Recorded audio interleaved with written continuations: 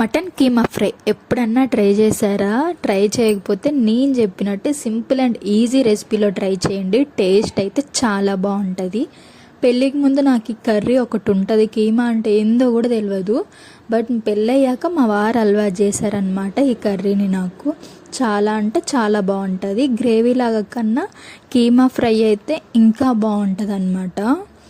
First అయితే మనకు కావాల్సిన ఆనియన్స్, టొమాటోస్, పచ్చిమిర్చి, కొత్తిమీర, పుదీనా అన్నీ ఇలా ప్రాపర్గా సెట్ చేసుకొని కట్ చేసుకోవాలన్నమాట. అప్పుడు ఎలాంటి టెన్షన్ లేకుండా హ్యాపీగా వంట చేసుకోవచ్చు. ఫస్ట్ అయితే ఆయిల్ పోసుకుని అందులో జీలకర్ర, ఆనియన్, పచ్చిమిర్చి మంచిగా ఫ్రై చేసుకోవాలన్నమాట. అవి మంచిగా వేగిన తర్వాత కుక్కర్లో ఉడికించుకున్న కీమా అలాంగ్ విత్ వాటర్ అనమాట. ఉడికించిన వాటర్ అస్సలు వేస్ట్ చేయకూడదు, అదే టేస్ట్ అనమాట. ఆ వాటర్ మొత్తం ఇంకిపోయేదాకా వేసుకొని దగ్గర పడాక టమాటోస్ వేసుకోవాలన్నమాట. ఆ తర్వాత పసుపు, ఉప్పు, కారం మీకు తగినట్లు మీరు వేసేసుకోండి. మంచిగా ఆయిల్లో ఫ్రై చేసుకోవాలన్నమాట. చాలా అంటే చాలా బాగుంటుంది. అవుట్పుట్ చూసారా ఎంత టెంప్టింగ్గా ఉందో.